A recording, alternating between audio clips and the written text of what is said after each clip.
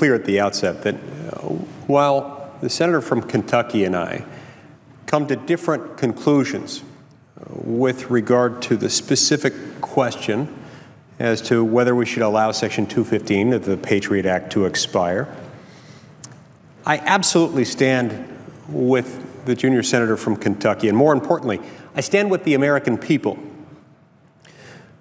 with regard to the need for a transparent, open amendment process and for an open, honest debate in front of the American people on the important issues facing our nation, including this one. And I certainly agree with the senator from Kentucky that the American people deserve better than what they're getting. And quite frankly, it's time that they expect more from the United States Senate. On issues important as this one, on issues as important as the right to privacy of our citizens and our national security, this is not time for more cliffs, more secrecy, and more 11th hour backroom deals that are designed amidst conflict, amidst crisis, in a previously arranged time crunch in which the American people are presented with something where they don't really have any real options. It's time for the kind of bipartisan, bicameral consensus that I believe is embodied in the USA Freedom Act. And while I often criticize Congress for our economic deficits, our financial deficits, the core of this current challenge we face is centered around the Congress's deficit of trust. And in this particular circumstance, the Senate's deficit of trust. Members of our body routinely tell the American people to just trust us. Just trust us, we'll get it right. Just trust us, we'll appropriately balance all the competing concerns. And I think it's time that we trust the American people by having an honest discussion with them, emanating from right here on the floor of the United States Senate. It's time to discuss and to debate and to amend the House-passed USA Freedom Act. I'm confident that Senator Paul and others among my colleagues who have different ideas from mine will be happy to offer and debate amendments to improve it and to make it something perhaps that they could even support. In fact, as far as I'm aware, Senator Paul and others have amendments that they're eager and anxious and willing and ready to present and to have discussed here on the floor and voted on right here on the floor of the United States Senate. So first, I'm calling on my Republican and Democratic colleagues to help repair the dysfunctional legislative branch we've inherited, to rebuild the Senate's reputation as not only our nation's but the world's greatest deliberative body, and by extension, slowly restore the public's confidence in who we are and what we're here to do here in the United States Senate. The greatest challenge to policymaking today is perhaps distrust. The American people distrust their government, and they distrust Congress in particular, and it's not without reason. For their part, Washington policymakers seem to distrust the people. And almost as pressing for the new majority here in the United States Senate, the distrust that now exists between grassroots conservative activists and elected Republican leaders can be particularly toxic. Leaders can respond to this kind of distrust in one of two ways. One option involves the bare-knuckled kind of partisanship that the previous Senate leadership exhibited over the last 8 years, twisting rules, blocking debate, and blocking amendments, while systematically disenfranchising hundreds of millions of Americans from meaningful political representation right here in this chamber. But this is no choice at all. Contempt for the American people and for the democratic process is something Republicans should oppose in principle. And in fact, it is something we oppose in principle.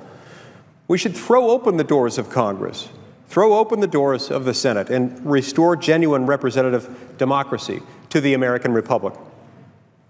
What does this mean? Well, it means no more cliff crises, no more secret negotiations, no more take it or leave it deadline deals. No more passing bills without reading them. No more procedural manipulation to block debate and compromise.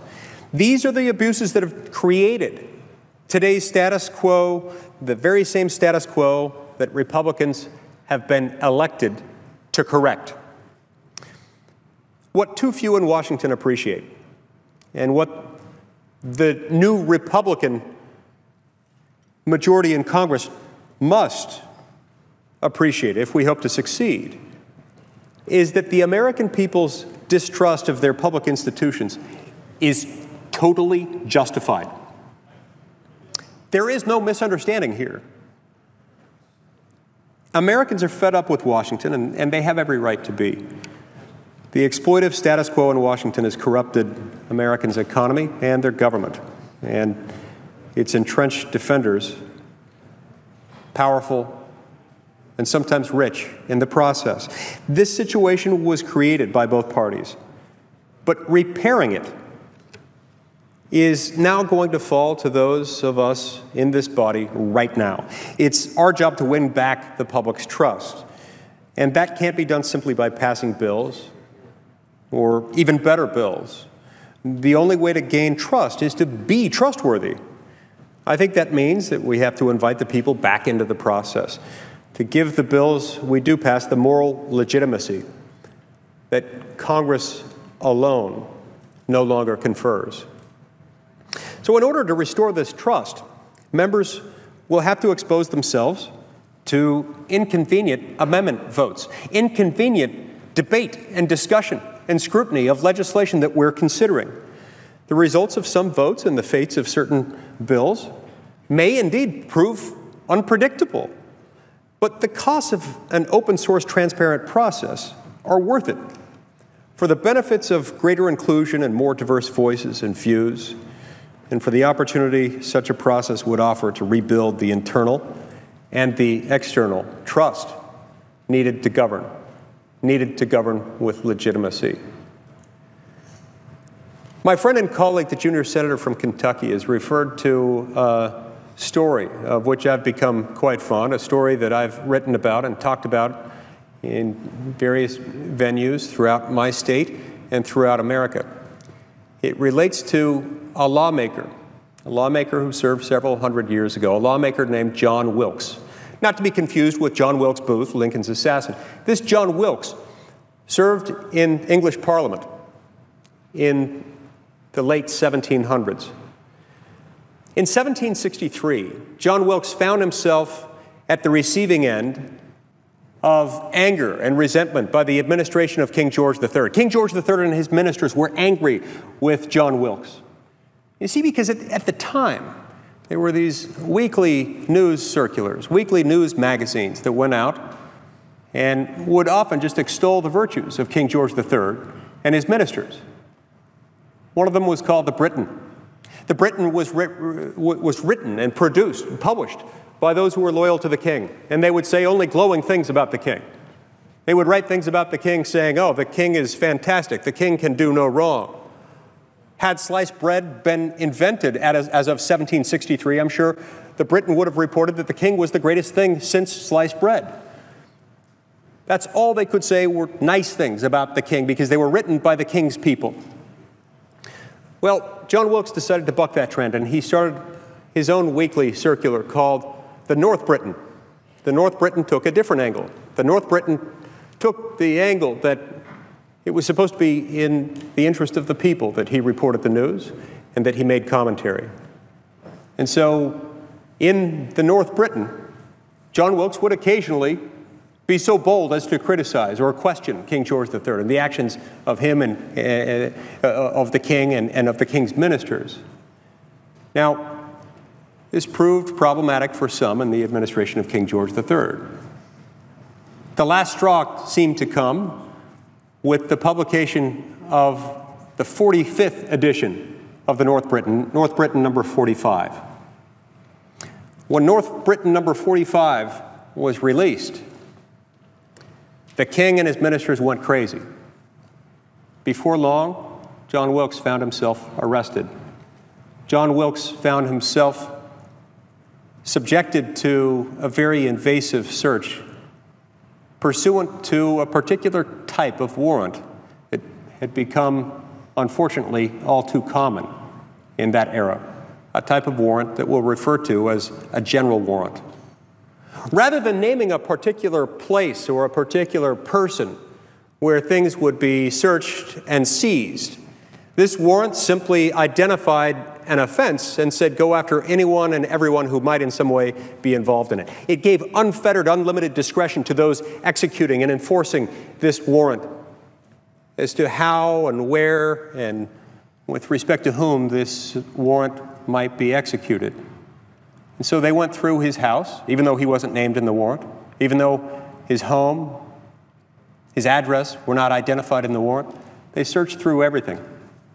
John Wilkes was understandably outraged by this, as were people throughout the city of London when they became aware of it.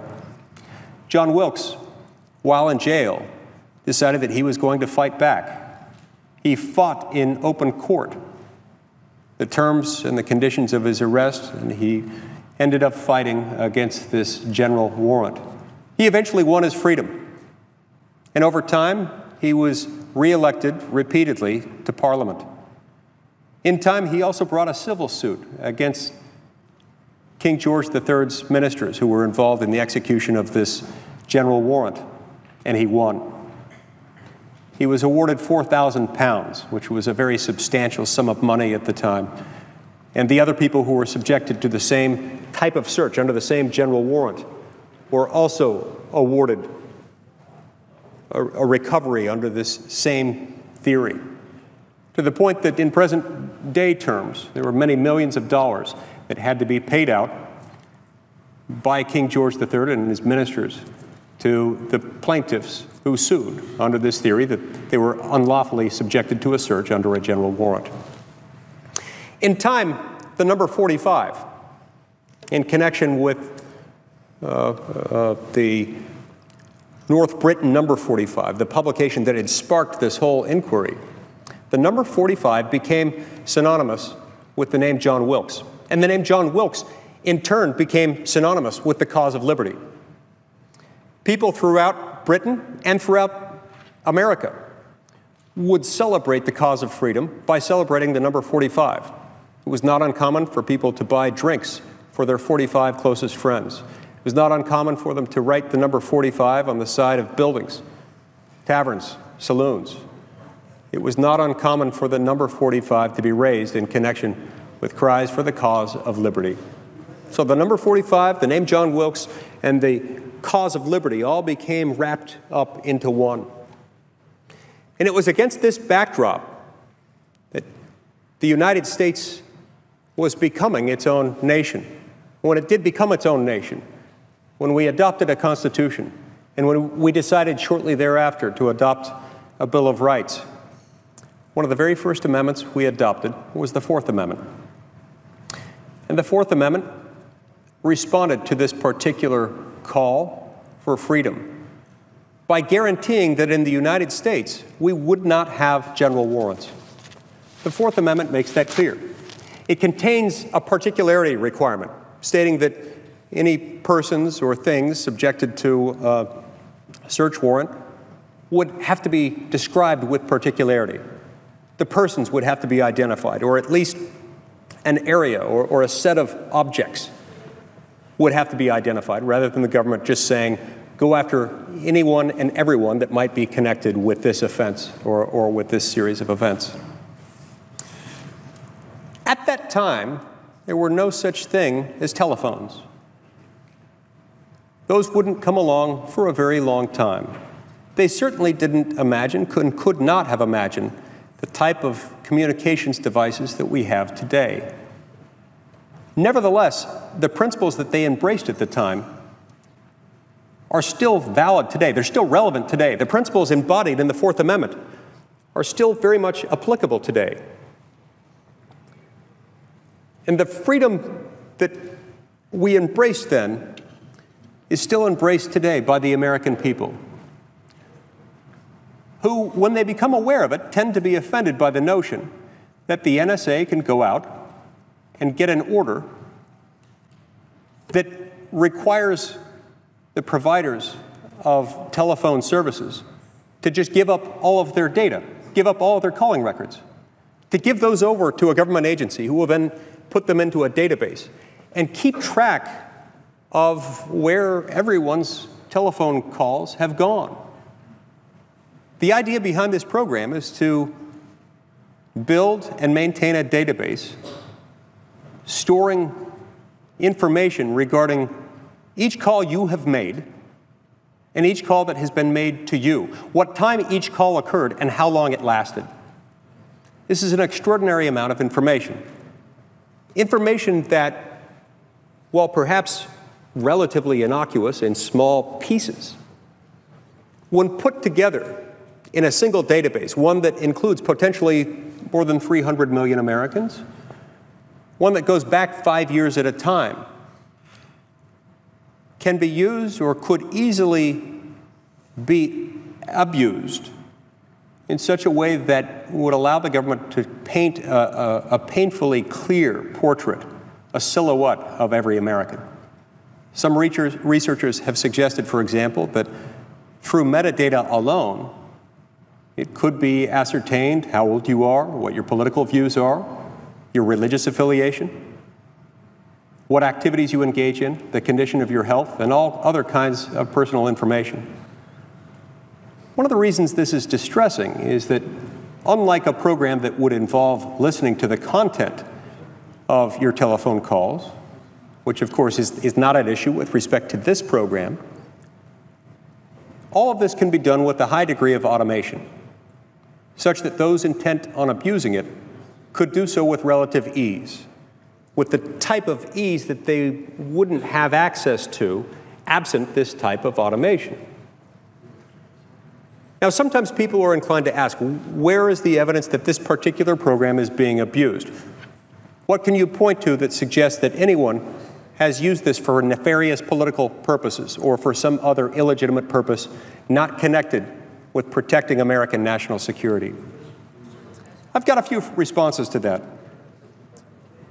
First and foremost, we do need to look to the Constitution, both to the letter and spirit of that founding document that has fostered the development of the greatest civilization the world has ever known. It is important for its own sake, simply because we have taken an oath to uphold, protect, and defend it as members of this body. The Constitution is an end unto itself. And it's important that we follow it, regardless of whether we can point to some particular respect in which this particular program has been abused. Secondly,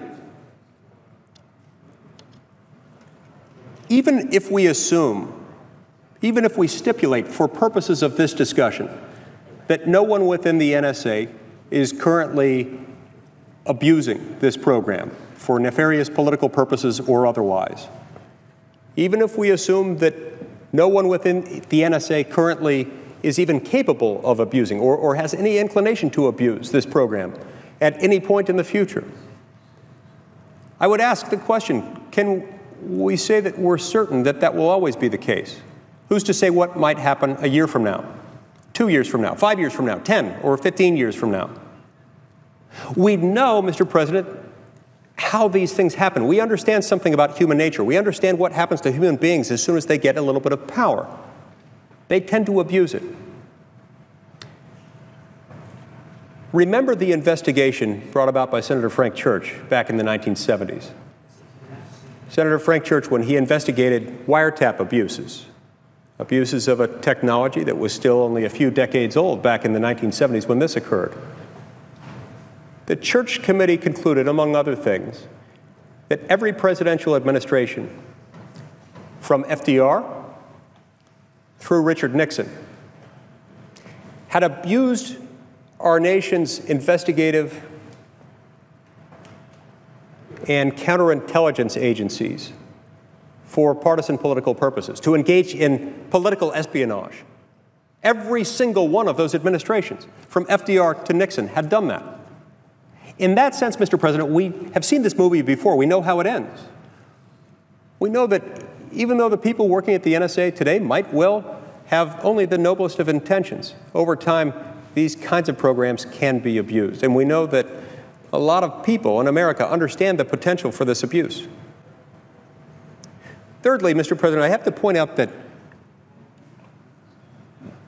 the NSA currently is collecting metadata only with respect to phone calls. But under the same reading of Section 215 of the Patriot Act that the NSA has used to collect this metadata, a reading with which I disagree, and a reading with which the U.S. Court of Appeals for the Second Circuit disagreed in its thoughtful, well-written opinion just about 2 weeks ago. Even though the NSA is currently collecting only telephone call metadata right now, there's nothing about the way the NSA reads Section 215 of the Patriot Act, which is incorrect, by the way, an incorrect reading. But there's nothing about that reading that would limit the NSA to collecting only metadata related to telephone calls. So who's to say that the NSA might decide tomorrow or next year or a couple of years from now, if we reauthorize this, or at some point down the road within a period of reauthorization, that the NSA won't decide at that point to begin collecting other types of metadata? Not just telephone call metadata, but perhaps credit card metadata, metadata regarding people who reserve hotels online, regarding emails that people send or receive, regarding websites that people visit online, regarding online transactions that occur. Those are all different types of metadata. Now, again, I disagree with the NSA's legal interpretation of Section 215 of the Patriot Act. I think they're abusing it. I think they are misusing it. I think they have dangerously misconstrued it, just as the U.S. Court of Appeals for the Second Circuit concluded a couple weeks ago. But this is their interpretation. And if we reauthorize this, are we not, Mr. President, reauthorizing in some respects, or at least enabling them to continue this? I don't think we're validating or ratifying what they're doing. Their interpretation of it is still wrong, but we're enabling them to engage in a continued, ongoing practice of abuse of the plain language of Section 215, which requires that anything they collect be relevant to an investigation. Well, their interpretation of relevant to the investigation is we might at some point in the future deem this material relevant to what we might at some point in the future be investigating. That cannot plausibly, under any interpretation of the word relevance, be acceptable. And it was on that basis that the Second Circuit rejected the NSA's interpretation. In any event, that same interpretation will still be the NSA's interpretation if, in fact, we reauthorize this. And there's nothing stopping the NSA from using that same interpretation, mistaken interpretation, but an interpretation nonetheless, of Section 215 in a way that would allow, there's nothing stopping them from using that same misinterpretation of the statutory language for the purposes of gathering metadata on credit card usage, on online activity, on emails sent and received. And from that, Mr. President, you can discern even more information about a person's profile. You can come up with a really frighteningly accurate picture of anyone based on that kind of metadata, just as you can now. But that would give them an even clearer picture. That would be an even greater affront to the privacy interests of the American people. All of this relates back to the idea that the government shouldn't be able to go out and say, here's a court order. We want all of your information. We want all of your data. Just give it to us because we might want it later. This type of dragnet operation is incompatible with our legal system. It's incompatible with hundreds of years of Anglo-American legal precedent. It's incompatible with the spirit, if not the letter, of the United States Constitution. And it's not something that we should embrace. At the end of the day, we need to do something with this program. Not everyone in this chamber agrees on what that something is, and not everyone in this chamber who believes that we need reform, who believes that the NSA's program of bulk metadata collection is wrong, agrees on the same solution. But the way for us to get to a solution must involve open, transparent debate and discussion. And it absolutely should involve an open amendment process. So if there are those who have concerns with the legislation passed by the House of Representatives last week by a vote of 338 to 88, I welcome their input. I welcome any amendments they may have. I welcome the opportunity to make the bill better, to make it more compatible with this or that interest, to make it do a better job of balancing the privacy and national security interests at stake. But we have to have that debate and discussion. We have to have that process in order for the American people to be well represented and well served. We cannot continue to function by cliff. Government by cliff is a recipe for disaster. Government by cliff results in a take it or leave it, one-size-fits-all, binary set of choices that disserve the American people. Government by cliff all too frequently results in temporary extensions rather than some type of lasting legislative solution that can help the American people feel more comfortable that they are being well represented.